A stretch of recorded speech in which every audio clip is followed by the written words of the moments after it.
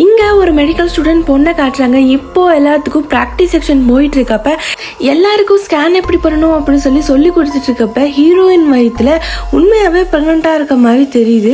அங்கே இருக்க பொண்ணுகள்லாம் இவ்வளோ கலாய்ச்சதோ அவங்க மேம் வந்து பயங்கரமாக திட்டி வெளியே அனுப்பிச்சிட்டு ஹீரோயின் கிட்ட கேட்குறாங்க, உண்மையாகவே நீ ப்ரெக்னெண்ட்டாக இருக்க, என்ன நடந்துச்சுன்னு சொல்லு அப்படி சொல்லி கேட்குறப்ப அன்னைக்கு ஒரு நாள் நான் ஒரு பார்ட்டிக்கு போயிருந்தேன், நிறைய பேர் வந்து அப்யூஸ் பண்ண ட்ரை பண்ணாங்க, அங்கேருந்தே என்னை ஒருத்தர் வந்து பத்திரமா காப்பாற்றினாரு, அவருக்கு ஏதோ திடீர்னு உடம்பு முடியாமல் ஆனதுனால சரி ரூமுக்கு கூப்பிட்டு போகலாம் அப்படி சொன்னப்போ அங்கே தெரியாமல் நடந்த தப்புனால தான் நினைக்கிறேன் அப்படி சொல்லி அந்த மேம் கிட்ட சொல்லவும் எனக்கு இவர் யாருன்னு கூட தெரியாது அப்படி சொல்லி ஹீரோயின் சொல்லி அழுகிறா.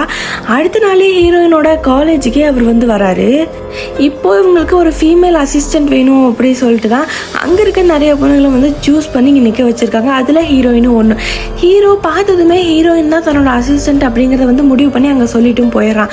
பட் ஹீரோயினுக்கு இதில் சுத்தமாக விருப்பமே இல்லைனாலும் காலேஜ் மேனேஜ்மெண்ட்டோட மானம் போயிடக்கூடாது அப்படிங்கிறதுக்காக ஹீரோயினோட வேலையை போய் அவங்க கரெக்டாக செஞ்சுட்டு வராங்க.